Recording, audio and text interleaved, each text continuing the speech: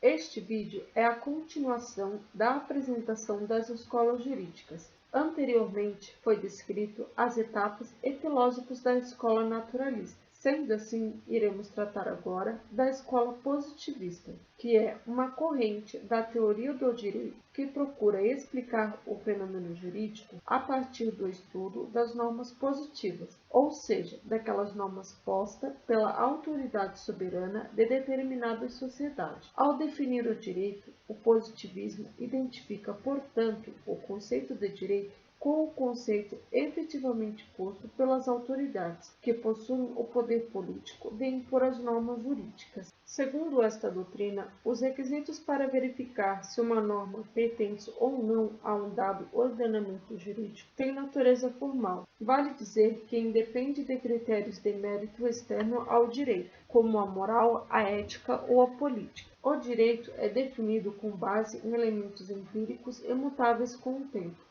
Assim, uma regra pertencerá ao sistema jurídico desde que emane de uma autoridade competente e seja criado de acordo com o procedimento previsto legalmente para a edição de leis novas. A escola positivista se divide em dois grupos, sendo os criadores da teoria centrada na legislação, que considera a vontade do legislador como espinha dorsal do sistema jurídico. O direito é produto de uma vontade política, que se cria num determinado momento e se extingue em outro. Os principais autores desta corrente são Thomas Hobbes, Jean-Jacques Rousseau e Hans Kelsen.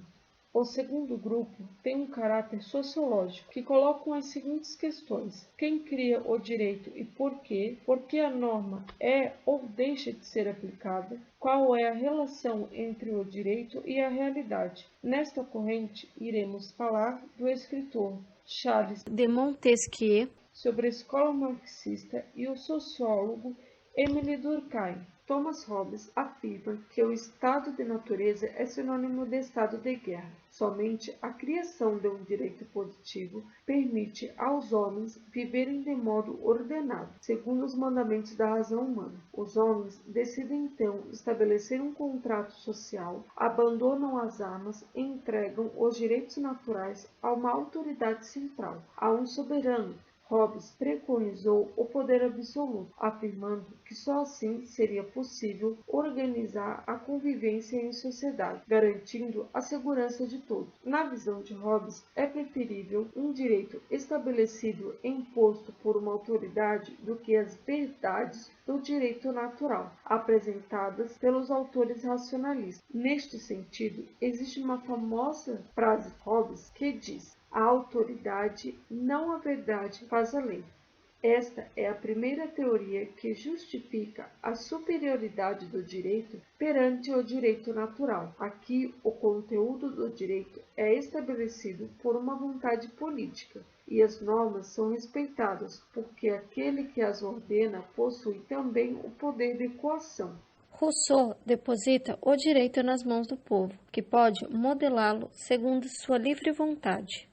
O autor afirma que os homens estabelecem um pacto social para evitar a injustiça e a guerra. Entende que o povo é quem deve fazer e aplicar as suas leis. Isso indica que estamos diante de um autor democrático, diferente de Hobbes, que atribui todo o poder ao monarca. O direito, para ele, é produto de uma vontade política.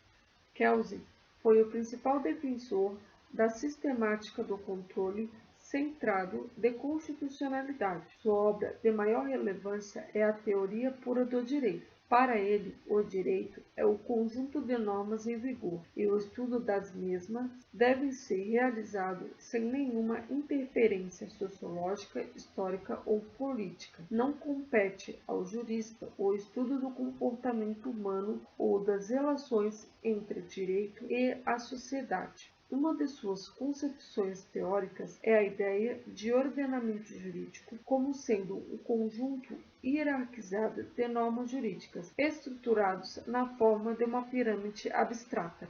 Montesquieu era um filósofo francês que ficou conhecido como teórico da separação dos poderes, que inspirou as constituições do final do século XVIII nos Estados Unidos e na França. Ele analisa os fatores naturais e sociais que explicariam a diferença entre as legislações dos diversos povos. Em função dessa multiplicidade de fatores surgem variados sistemas jurídicos. Ao analisar as causas da diversidade do direito no mundo, o autor sustenta que as leis seguem os costumes de cada povo.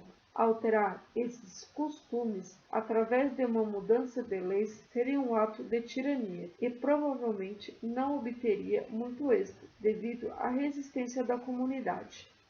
A escola marxista inicia-se com as obras e as atividades políticas de dois pensadores alemães, Karl Marx e Friedrich Engels. O marxismo é um método de análise socioeconômico sobre as relações de classes e conflitos sociais, que utiliza uma interpretação materialista do desenvolvimento histórico. A escola parte do princípio que o direito pressupõe um Estado. Marx observou que o direito desenvolvido na sociedade capitalista estabelece normas universais para sujeitos desiguais, perpetuando assim as diferenças sociais, baseadas na exploração do trabalho das classes populares pelos detentores de capital.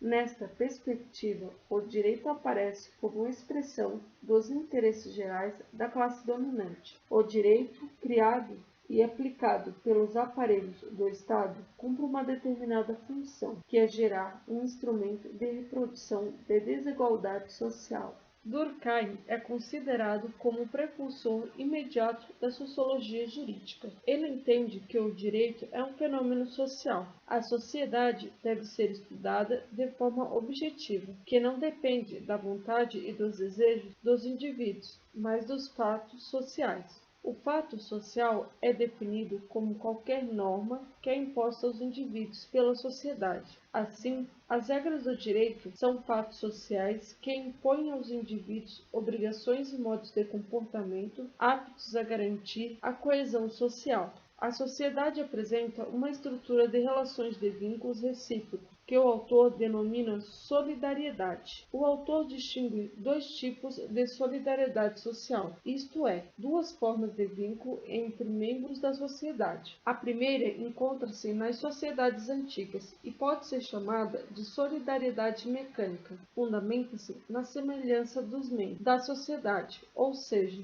na uniformidade do comportamento. Quem não respeita as regras é considerado como agressor da norma social. Já a sociedade moderna caracteriza-se, ao contrário, pela solidariedade orgânica ou por dessemelhança. Fundamenta-se na divisão do trabalho, segundo o princípio da especialização. O indivíduo não se vincula diretamente a valores sociais, não está submetido a liames tradicionais, a obrigações religiosas ou comunitárias. A solidariedade cria-se através das redes de relacionamento entre indivíduos e grupos, onde cada um deve respeitar as obrigações assumidas por contrato. O autor considerou que a distinção entre direito público e direito privado não é satisfatória do ponto de vista sociológico. A distinção deve basear-se no tipo de solidariedade que prevalece na sociedade.